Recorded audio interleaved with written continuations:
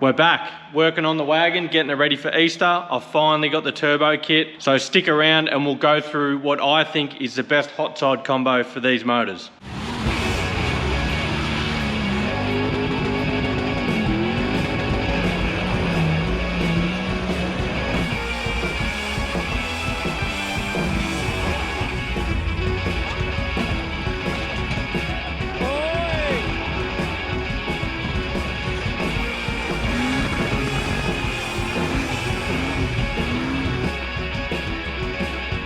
So this is currently what the turbo setup looks like. So I've just had all this ceramic coated down at Race Coatings in Warragul. So they've done these backing plates, the V-band clamps, the wastegate housing, compressor and exhaust housing, and manifold. This chrome stuff is the most effective stuff that they do. So that's what I've opted for. It's the same as what's on the race car and what was previously on this car anyway. So same stuff, and it works good. That stuff was on my car for like 3 years, I think, and the dump pipe ended up coated in a bit of stuff down the bottom, but with a quick rub back and that, like, it came back pretty good. So yeah, I didn't look after it once. I just washed it as normal. I didn't look after the ceramic coating stuff, and yeah, it didn't take long to bring it back. So what I might do, I'll throw you on a quick time lapse. I'll put all this back together and then we'll go through the whole setup because it's going to be bloody awesome.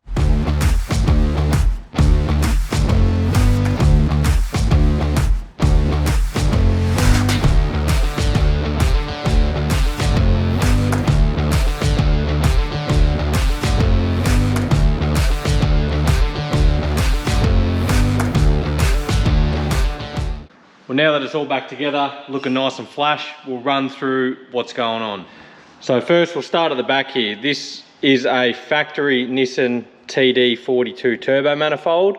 I like the big cast manifold, and the fact that it's got this factory slip joint in it is also handy. I had a mate just weld the wastegate V-band on there. He's done an absolutely awesome job at that. It actually looks nice and clean in there. Looks all nice on the inside as well. He's done an absolutely awesome job. And that's the factory heat shield that goes with it. I've just cut out for the wastegate. I like using these manifolds because they're pretty cost effective. They last long, and being a factory manifold, they're designed to fit in like the Nissan engine bay. So everything just fits in there nicely and as it should. Pretty easy to modify with the wastegate band on top there. Like it's like it's made for it, this spot. And the fact that you can run the factory heat shield on top as well is a massive bonus. Like, it just makes it look nice and slick. This is the same manifold that I was running before. Not the exact same, obviously, but it's just another one that I bought. Seeing as I like this car somewhat practical, and it's still got the aircon line and all the stuff there, like, I don't want to be moving mass amounts of stuff to have a big extractor style manifold on there. I don't really need it. I'm not chasing that much power where changing out this manifold would make a huge difference. Like, you would get some sort of difference, but not enough to warrant the room that it takes up in there. So, and they look good all coated up, no rust on it. So for a wastegate, we are running a GFB 44mm. I'm a huge fan of external gates, especially if you don't have like a massive turbo that flows a heap of air. It's awesome just to have the control of an external wastegate, and the turbo just looks way cleaner without a wastegate and a silly looking rear housing on it. So if you're doing something like this, I'd be using an external gate. So these come with 2 springs in there, a 10 PSI and a 5 PSI, so that makes 15. So I've pulled the littlest spring out, which I hope is a 5 PSI. So then we should have a 10 PSI base pressure, which will be exactly what we want. But that does also look good coated up. It's gonna look nice sitting on there. So I've also got a heap of fittings. So these are some dash 6 fittings, dash 4, you know, a new gasket, some dash 6AN line. So I've got some turbo fittings, and then there's a heap on the car, and I've got fittings everywhere.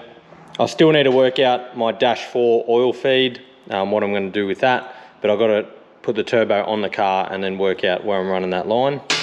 But the wastegate, all the fittings, the lines, and a heap of other stuff, I've got this gasket and all that, all come from Independent Motorsports. So I'll chuck some clips into their store. They now have a shop front, and it's just full of good stuff. And they run an online store as well, so it's not just, you don't have to go in there and buy it. You can buy everything in there on their online store, and they have everything in there. So you know, GFB, Turbo Smart, they've got Haltech stuff, water meth stuff, they've got fabrication stuff, exhaust, stainless, alloy, you know, all these. They've got a full wall of these AN fittings. Like, it's awesome how much he's stepped up in there.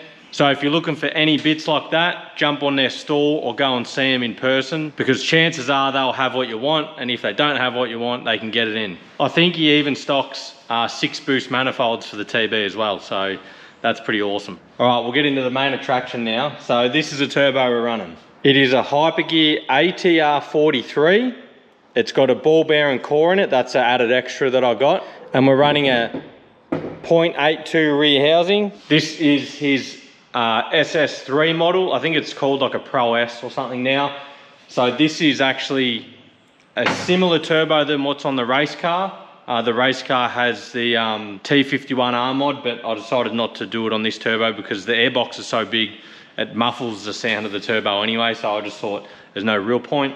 But this is like a new revision of what's on the race car. So he only just released this model, it's probably the last 4 or 5 months, and he's made some updates to it from the one that is on my race car. That thing absolutely hauls ass. So I'm actually keen to see how it goes on this car, seeing as they're pretty much the same now, other than the race car's obviously got the forged bottom end, but the race car also has a different cam in it, and this is just bog stock with valve springs. So it'd be interesting to see the difference with this on like 14 or 16 pound, and that car runs 21 or something. But even on the race car, when you turn the water meth off, it reverts back to about 14 pound, as this car was with the old setup, and the race car on 14 pound, like the race car will just blow it out of the water. So I'm super keen to see how this goes on this car. The good thing about Hypergear is he's based in Melbourne. He's been in the game for a long time. So I actually ran one of his high flowed standard turbos on my Skyline probably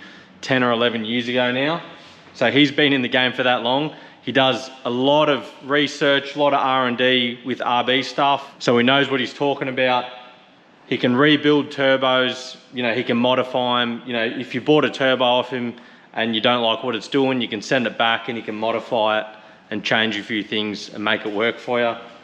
He does all the balancing and all that in-house, lathe work, everything. And for what they are, they're pretty cost effective. So I think this turbo as a base model without the ball bearing core, I think it's like 1,100 bucks or something, 1,200 bucks. So very cost effective for the current market. And then you can go up from there, whether you want the ball bearing core, and then you can add other stuff onto it as well. He does the T51R mod to the compressor housings, which just makes it whistle like crazy. So yeah, it is actually a really good option. And also the way the exhaust housing is shaped, it fits onto these manifolds without a spacer. So my last turbo was pretty close. It was only probably 3 or 4 mil off the compressor housing on the front of the manifold here. But the way these, it sort of comes out a little bit more and brings the turbo off it a little bit further, so there's still plenty of room between the manifold and the compressor housing. Where if you were to run like a Garrett or a Falcon turbo or something, I'm 99% sure they don't fit on these manifolds. You have to run a spacer plate. I'm pretty sure it's slightly bigger than what I had on there. I had a TD06 20G, and I think it's slightly bigger, but from what happened on the race car, that had a TD06 25G, and then I went to this turbo and it was just absolutely smoked it. So yeah, I can't wait to see what this does. All right, well, I'll go and slap this on the car and we'll see how it looks. So like you've seen in the last video, we've got our multi-layered steel factory Nissan TD turbo gaskets. They come from Roadrunner Offroad. At the back of the block here is the oil feed. I've just got a 1/8 to -4 male, and then the oil feed will screw straight onto that. Just got a barb in the sump for the turbo drain, and then also in the side of the block here, next to this 4-bolt blank plate, it's 1/4 BSP into the block. So I've got 1/4 BSP out of the block to -6 line, and I'll just make a braided line up to the back of the turbo. And then from the front side of the turbo, we'll be going around into the bottom of the thermostat housing there. It's sort of hard to see, but yeah, I've just teed into the bottom of the thermostat housing drain into the water pump, and I've teed into that and put a -6 fitting in that too. So everything was going all right. And then one of the studs pulled the thread out of the head, on cylinder 2 on the bottom side, which is very annoying because I am sort of in a rush to get this done. But anyway, I'm gonna have to call it quits there for now. I'll go chase up a helicoil tomorrow and I have to pull the manifold off, drill it out, put a helicoil in and go from there. Well, I'm back and I did manage to get a helicoil in this one, so the bottom of number 2. And I put the manifold back on and I was doing it all back up and then another one come out, which I was kind of lucky but kind of not because it was number 6. But lucky it was the top one. So if it was that bottom one, I would be in all sorts of trouble. But yeah, I managed to chase up a right angle drill and drilled it out and put a helicoil in that one as well. But not ideal, it did set me back. That number 6 cylinder thread was like a bit average. So that doesn't surprise me that it pulled out. But the number 2, I don't know what happened there. So anyway, that's all fixed, all the studs are in. So fingers crossed they all do up this time. It still is the original head, so you know, whether number 6 already had a stud welded or drilled and pulled out and it sort of, yeah, flogs the thread out a bit. But anyway, whatever it is, hopefully it's all sorted now. But I did manage to get all the lines done. So you can see out of the back of the block here, it's like an AN90 and then I've got the filter on it. And then the other lines on the turbo, the oil drains there. And then this is the water that comes out over the bottom of the thermostat housing there. One thing I also had a couple dramas with that had me running around like a headless chook was the oil feed. So I've gone with a banjo fitting with a -4 out of it, 90. So that's the oil feed line that goes into the filter. But the problem I was having is with this 1mm oil restrictor screwed into the turbo there and then having like a -4 90 out of it, it would foul on the turbo flange there, like where it needed to be clocked to. So I chased up a bit more of a slimline fitting and it still didn't work. So I've gone to a banjo and then bolted the -4 AN on there, and then there's like a slip-in 1mm oil restrictor inside there. But I'm glad to finally sort that out, so it all fits nice and clean.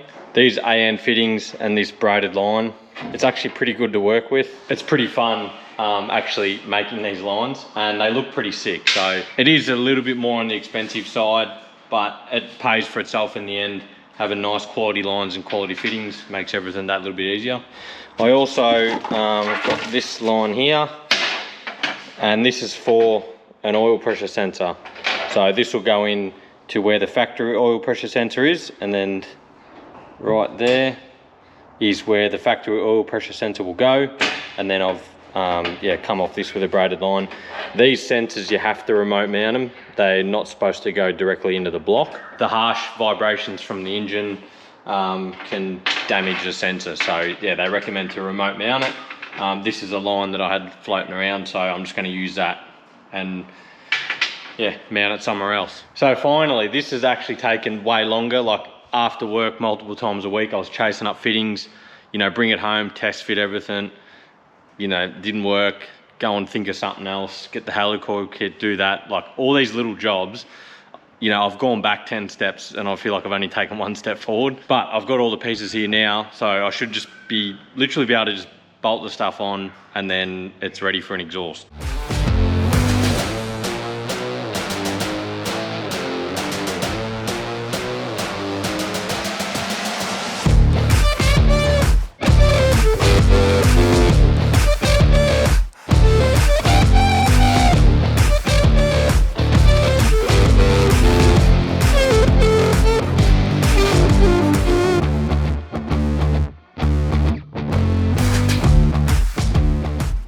Well, that's that. It's all on and looking good and pretty much ready to start. So that's what it looks like. That's the aircon line.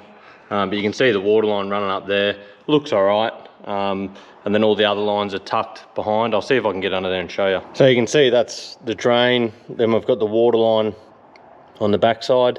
And then the oil feed is up the top here. You can see that. So it all tucks away pretty nicely and pretty easy to get on and off too. So pretty much I have to start it up now. I'm just going to start it with no intake on it, and I'm just going to run it for a bit and make sure I've got no like coolant leaks or oil leaks or anything. I've got to make sure the alternator's charging They've got to make sure the clutch works because I changed that clutch line and whatever else. I just, you know, warm it up, try and bleed some coolant, and yeah, make sure everything's Mickey Mouse. Then once that's done, I'll just bolt the airbox back in and the intake, like the hot side, back on. And then it's pretty much ready to go and get the dump pipe made up. And I'm getting the muffler changed out and a couple other things. And then it will be ready for the dyno, which I can't wait. Before I actually start it up, I have to just jump into the Haltech and I'll offset them 2 injectors. I've got to add about 4% in cylinder 4 and 5 to compensate for them injectors. And then I'll start it up and then, yeah, make sure everything's looking good on the laptop, because when it goes for the exhaust, after it's done, I'm gonna drive it back home. So I wanna make sure everything's running all right. I'll go into the boost controller and just zero it, so it's just wastegate pressure, and yeah, it'll be right to drive. All right, well, let's fire it up and see what it does.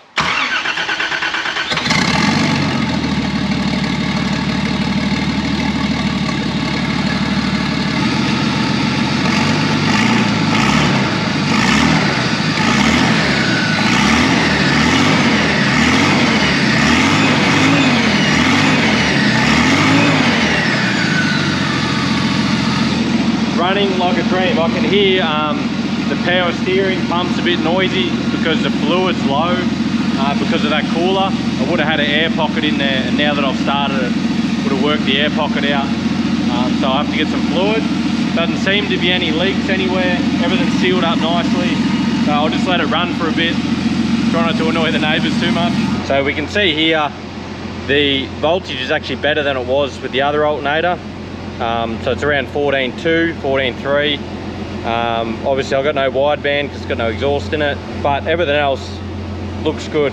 And that's that. I've got it all back together. Everything's looking Mickey Mouse. I'm just about to throw it on the truck and take it for the exhaust, but it has come up awesome. Check this out. So the cooler piping is probably a little bit short. I might get like, you know, 20 mil welded onto it or 30 mil welded onto that because it's sort of on the edge. And this needs a little bit of modifying. It's pretty short there, just because the turbo's in a slightly different position. But heat shield's on, you know, wastegate, turbo, it all looks unreal. That's why I like these factory manifolds, you know, with the factory heat shield, and it's just the wastegate sticking over the top. It really does hide everything away and just make the engine bay look nice and clean. So that's it, exhaust. It is booked in for the dyno in a couple of weeks. So that gives me time to get it back, and I just gotta keep doing prep for Easter. I'm hopefully going to get away early March on the long weekend if it's been on the dyno by then, and then that'll give it a good test run. And then it's only a couple of weeks after that before we head away for Easter. So I truly think this is like the best setup for one of these cars. Like if you've got a car that's set up to do a job similar to this, just to tour around and then do some tough stuff on the side, this manifold, turbo and wastegate combo, I truly believe is the best thing that you can put on these cars. With how well this turbo, or the older model of this turbo, worked on my race car, I'm super keen to see how it works on this car. It should be nice and responsive, and then it'll also run all the way up to the limiter, no worries. It'll make plenty of power up top, which is exactly what you want for something like this. Like, I just like to tractor around, you know, like it's a diesel sometimes, and it does that perfectly. But then when you want the power and when you want to rev it, it's there also. Like, it's, in my opinion, this should be the perfect combo. But we will know for sure when it goes on the dyno. We'll have a graph and some numbers, and I'll be able to compare it to the last dyno run with the last setup, and we'll be able to see the difference. So I'm definitely keen to see that. So stay tuned for all that, and we will see you on the next one.